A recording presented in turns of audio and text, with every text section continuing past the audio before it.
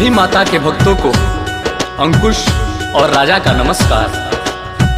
हम दोनों भाई माँ की एक कहानी सुनाने जा रहे हैं। उम्मीद है कि आप सब इसे ध्यान से जरूर सुनेंगे। जय माता दी। ये कहानी है माँ के चमत्कार की, मूर्तियाँ गढ़ने वाले कलाकार की। गाँव का रहने वाला एक भोला कुम्हार, मूर्तियों का किया करता था कारोबार। देवताओं की गढ़ करके वो मूर्तियाँ फूंक देता था वो प्यारे रंगों से। जाके बाजार फिर बेच आता था वो, जीवन यापन के लायक कमाता था वो। भक्ति में लीन दुर्गा की रहता था वो, दुख गरीबी का हालांकि सहता था वो। माँ से उसको मगर कुछ शिकायत न थी, धन मिले पद मिले ऐसी नीयत न थी। उसकी पत्नी थी गुणवान और नेक थी, ये समझिए कि वो लाखों में एक थी। छोटा व्यापार था पर न थे वो दुखी, मूर्तियाँ बेच कर थे वो दोनों सुखी। एक 9 माह का प्यारा बच्चा भी था, गोरा सुंदर व सेहत से अच्छा भी था। जान बच्चे में उन दोनों की थी बसी, उसकी सूरत थी आँखों में उनके धसी। दोनों खुशहाल थे दिन गुजरते रहे, भक्ति माँ दुर्गा की दोनों करते रहे। सच्चे भक्तों की लेती परीक्षा है माँ, डाल कर दुख में करती समीक्षा है माँ। एक दिन माँ के मंदिर से आकर के वो मूर्तियों खातिर मिट्टी भिंगा करके वो दोनों पाँवों से अपने लगा रोदने, ताकि मूर्ति के गढ़ने के लायक बने। व्यस्त पत्नी भी खाना बनाने में थी, धर्म पत्नी का अपने निभाने में थी। आगे क्या होगा इसका ना आभास था, बच्चा सोया हुआ था वहीं पास था। नींद टूटी अचानक तो चलने लगा, और गिर गिर के थोड़ा संभलने लगा। रोदता मिट्टी उसका पिता था जहाँ, रेंगता रेंगता बच्चा पहुँचा वहाँ।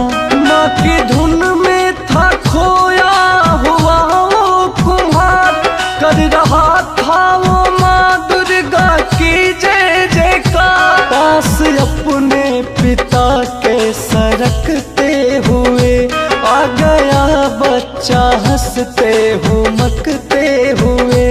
और बढ़ता गया और बढ़ता गया, मिट्टी पे धीरे धीरे वो चढ़ता गया। बाप का पाँव तो तेज था चल रहा, रौद कर मिट्टी तेजी से था मल रहा। पाँव के नीचे वो बच्चा भी आ गया, बाप छाती पे बच्चे के चढ़ता गया। मिट्टी में सान डाला उसे रौंद कर, खून से हो गई लाल मिट्टी मगर। मर गया बेटा उसको पता न चला, एक कोमल बदन मिट्टी ही बन गया। रौंद कर वो तो मिट्टी बनाता रहा, और भजन शेरावाली का गाता रहा। टूटा माँ का जब रसोई से ध्यान हो चुकी घटना का घाट पर अपने बच्चे को पाई न जब, ढूंढने लग गई सारे घर में वो तब। जब न बच्चा मिला घर के बाहर गई, द्वार पे था जहां उसका शौहर गई।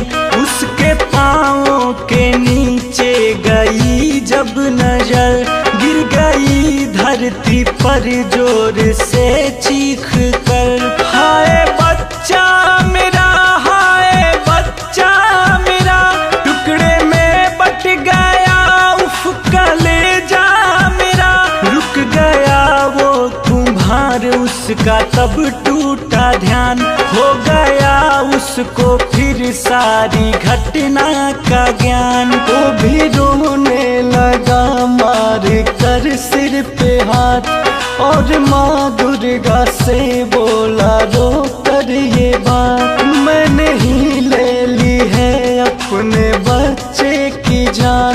जबकि मैंने लगाया था माँ तेरा ध्यान। आज भक्ति पे आए ना चिंता है ये, क्या कहूँ ये बता आज मैं पत्नी से।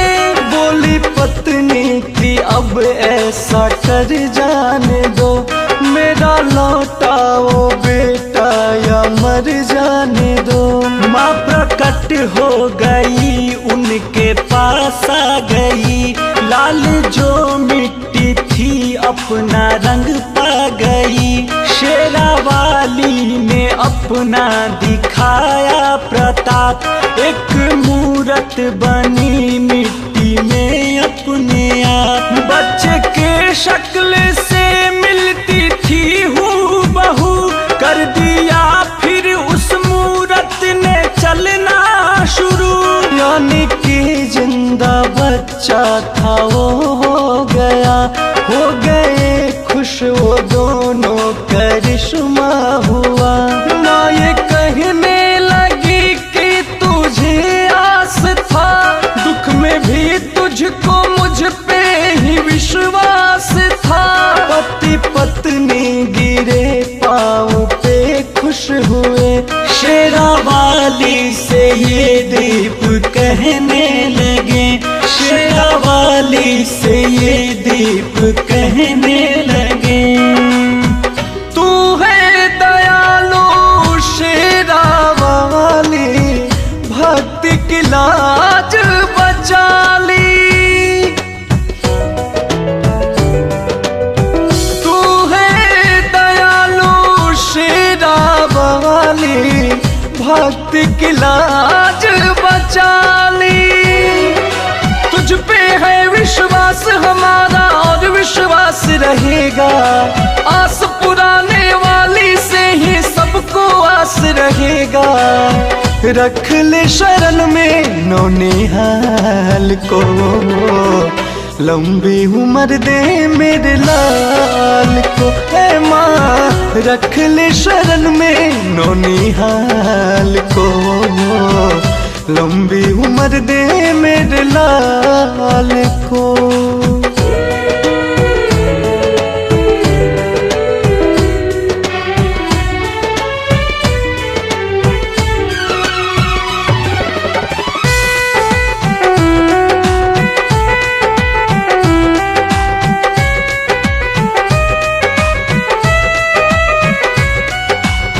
हम हैं मैया भक्त तुम्हारे, आते रहेंगे तेरे द्वारे।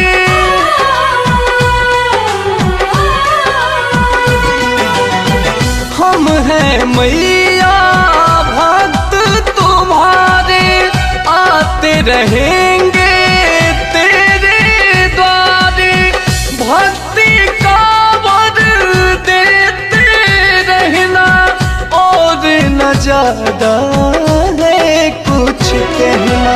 हम हैं तेरी शरणों में मैया, बेटा भी है शरण में। हमें हारने मत देना तुम जीवन के इस रण में। रख ले शरण में नौनिहाल को, लंबी उम्र दे मेरे लाल को, ए माँ रख ले शरण में नौनिहाल को। लंबी उम्र दे मेरे लाल को।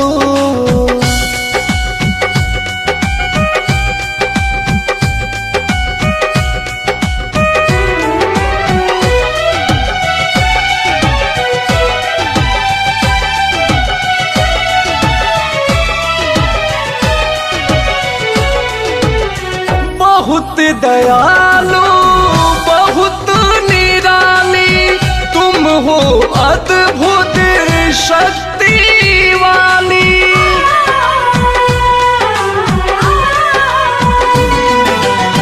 बहुत दयालु बहुत निराली तुम हो, अद्भुत शक्ति वाली। सांस के डोर भाले ही टूटे मगर न तेरा चौखट छूटे।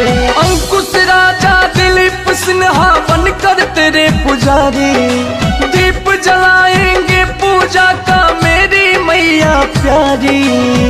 रख ले शरण में नौनिहाल को, लंबी उम्र दे मेरे लाल को, ऐ माँ रख ले शरण में नौनिहाल को। लंबी उम्र दे मेरे लाल को।